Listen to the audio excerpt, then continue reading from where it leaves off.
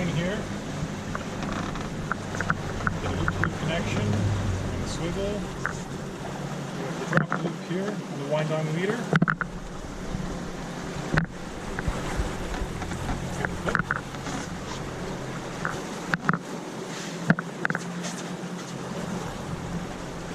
Dangler. Danglers come in different lengths. So this is a 6 foot. You get 4, 5, 6, and 7.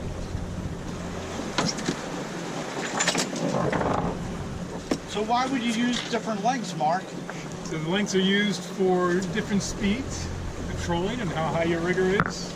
Because you want the dangler to just jump across the water. Show that.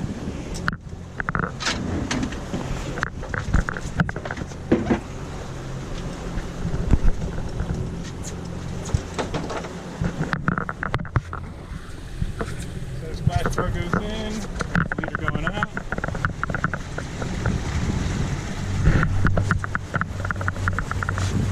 Dropper.